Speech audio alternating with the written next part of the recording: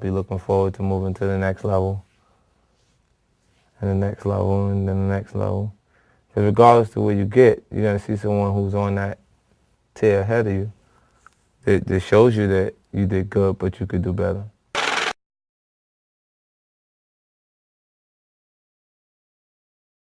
I have like a low tolerance for people not not successfully completing their tasks at work. I do that, or I'll be ready to fire them right away and I try not to create relationships with people to the point that they feel like we're such good friends that they can't just get fired. Because in a workspace where your job is at stake, you do exactly what you have to do. You do your job. You know, when you start feeling like you have a relationship that's beyond the actual job because this is your friend and we're really good friends, they say, oh, my bad.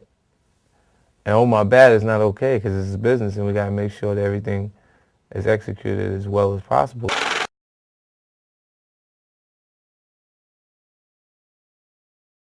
I challenge myself now from time to time with acting projects. It allows me to do things that are a little more vulnerable than I would do in hip-hop. Hip-hop is so competitive that you don't actually get out there and speak on your defects of character often, because then there will be points that other artists will come and use that information to attack you, you know, and if it was something you were still sensitive about, it might get you to the point where you go past actual saying lyrics to them, where it starts to create nonsense or physical altercations that aren't really necessary, you know. So the film ideas, I mean, it's exciting, you know, to be able to do things that they wouldn't actually see. Like, it's tough. Like, what kind of record do you make that you're so emotional that you're crying? Not one that's a hip-hop record. Like, there is no lane for that type of creativity. And then when you get in films and stuff like that, when you're actually able to pull it off, they become excited about it. They view you as a huge talent when they see you doing things that they didn't think you were capable of.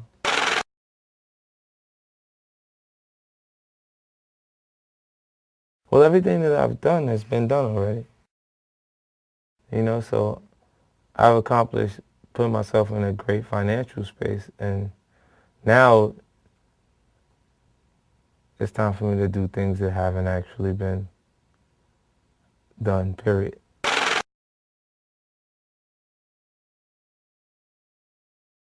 I feel the most comfortable writing music in my studio at home. And it's because I'm not spending a lot of money while I'm actually doing it. That, and I can enjoy, just in passing some places, I create good material. Just at leisure, like, it might be on the airplane or on a bus while we traveling. I write some really good songs like that.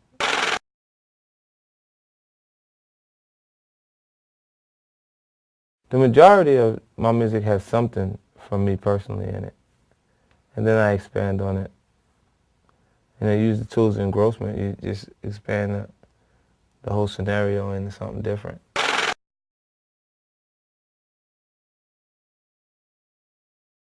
Well, I create a concept, an overall concept, before I actually start creating records. So I put a little more thought into making my records conceptually than I think the other rappers do. Like when I said I started Curtis, I wanted it to be human. I used the human emotion. So there's the song that embodies anger, that song that the joy records, the records that cause the confusion, which would be the more vulnerable state for an artist, and there's the records that deal with relationship issues, and everything applies to the emotions that I feel like every human has on certain levels.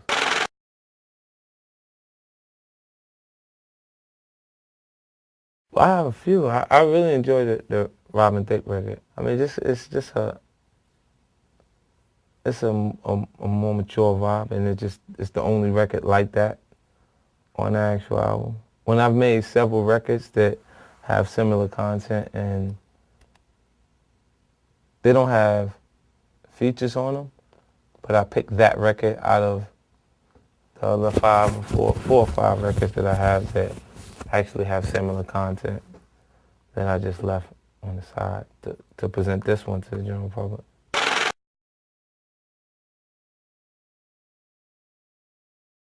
Oh, the majority of the album was recorded in my house. For cheap. Yeah. It's for me, I mean, it feels like less pressure. Like I have more time. And I'm just sitting there. If I go in the studio, like I'm in a room like I'm in right now, these rooms cost like $125 an hour.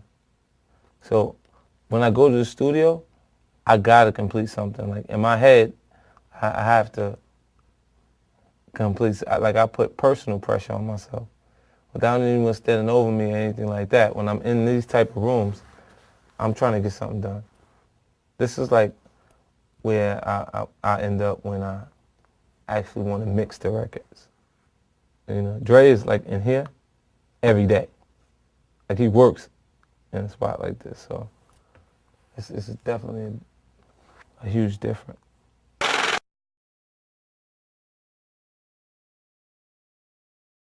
A lot of younger artists feel like they would be accomplishing what they're after when they actually get a record deal. When they're not after a record deal, they're after what comes with being successful as an artist.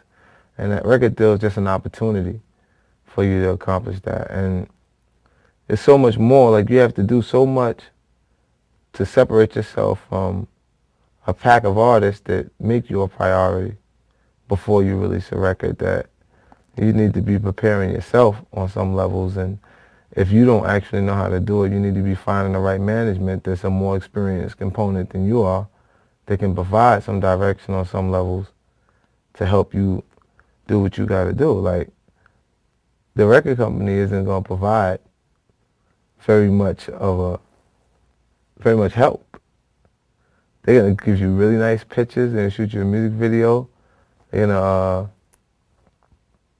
to let you record music, and they're going to put advertisement, make nice commercials for you, and put you on sale. So if you don't do anything to create a consistency prior to that, you can be like an artist that has one hit. And if you have that, if your first record's a hit, they still might not have enough to assure them that it's cool to purchase your full CD. They may have to hear more because they're like, nah, I never hear nothing else. And in this day and age, they'll buy your ringtone and just have that.